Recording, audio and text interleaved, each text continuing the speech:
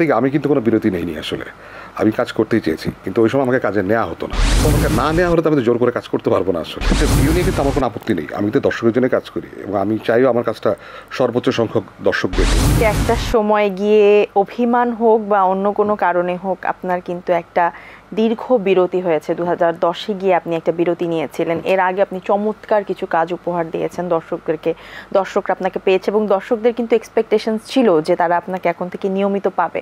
কিন্তু সেই যে 2010 থেকে একদম 10 বছর 2020 পর্যন্ত প্রায় একটা গ্যাপ আপনার, সেই গ্যাপটার কারণটা কি? বা আপনার যারা ভক্ত রয়েছেন বা যারা আসলে দর্শক রয়েছেন তাদের মনের মধ্যে কিন্তু সেই প্রশ্নটা হোক, কৌতূহলটা হোক বা কষ্টটা হোক, সেটা ছিল, সেটার কারণটা আসলে কি? সত্যি কথা বলতে কি আমি কিন্তু কোনো বিরতি নেইনি আসলে।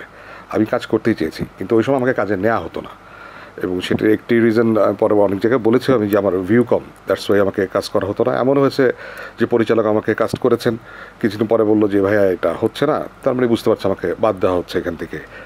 তো ওই একটা ফেজ আমার গিয়েছে আসলে, সেই কারণে বিরতিটা ছিল আসলে, এটা আবার নিজের নেওয়া বিরতি না। আচ্ছা, যখন বিরতিটা নিয়েছেন তখন কি ভেবে নিয়েছিলেন যে আর কখনো ফিরবেন না, নাকি আবার ফেরার? আমি তো বিরতি নেইনি, আমি তো কাজ করতেই চেয়েছি, বরাবরই চেয়েছি, এখনও চাচ্ছি, কারণ আমি একটি কাজই করি, একটি কাজই পারি, মানে যতটুকুই পারি আর কি। তো সো আমাকে না নেওয়া হলে তো আমি তো জোর করে কাজ করতে পারবো না আসলে। এখন আমার লাক ফেভার করেছে, এখন নিচ্ছে, কাজ করে যাচ্ছি, যতদিন নিবে ততদিন কাজ করে যাব, এই তো। আচ্ছা, ভিউয়ের একটা বিষয় এখানে চলে এসেছে এবং এই ভিউ নিয়ে একটা ক্রাইসিসে কিন্তু আমরা বেশ কয়েক বছর যাবতই বেশ ফেস করে এসেছি এবং এখনও সেটা আছে অবশ্যই। তবে এই ভিউয়ের ক্রাইসিসের মধ্যে কিন্তু আমরা দেখেছি যে এই ভিউ দেখাতে গিয়ে অনেক ভাইরাল বা অনেক দেখা গেছে যে টিকটকারদের পর্যন্ত নিয়ে অনেকে নাটক করার বা কাজ করার বিষয়টা দেখা গেছে। তো এই যে ভিউয়ের পিছনে ছুটে আসলে আমরা কি আমাদের সংস্কৃতিকে আসলে কতখানি অবক্ষয়ের দিকে নিয়ে গেছিলাম, বা সেটা এখন কতখানি আমরা রিকভার করতে পেরেছি? কিছুটা অবক্ষয়ের দিকে গিয়েছে, সেটা তো সত্যি কথা, সত্যি বলতে। আর যেটা যে ভিউ নিয়ে কিন্তু আমার কোনো আপত্তি নেই, আমি তো দর্শকের জন্য কাজ করি এবং আমি চাইও আমার কাজটা সর্বোচ্চ সংখ্যক দর্শক দেখুক।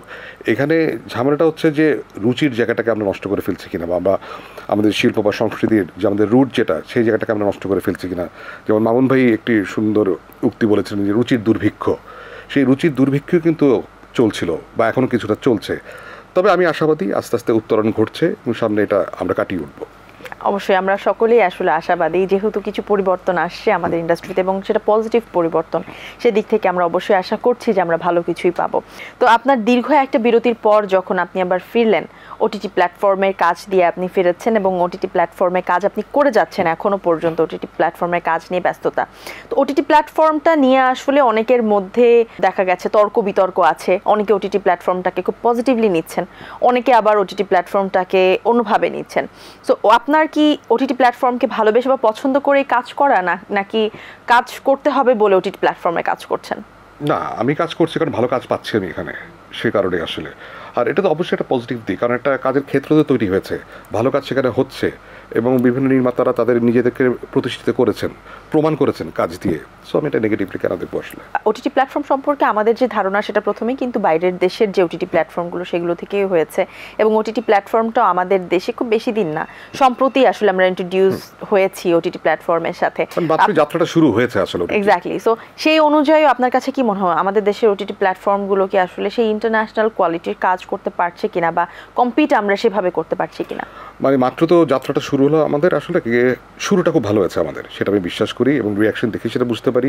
সেটা বাইরে থেকে আমি রিয়াকশন পেয়েছি, অ্যাটলিস্ট দেশের গণ্ডি ছাড়িয়ে এটা তো বাইরে তো ছড়িয়ে পড়েছে এবং ভালো ভালো কাজ হচ্ছে, আমরা নিজেরা তো দেখতে পাচ্ছি সেটা, যেটা ইন্টারন্যাশনালি রিকগনাইজড হচ্ছে, পুরস্কার বয়ে আনছে আমাদের জন্য। সো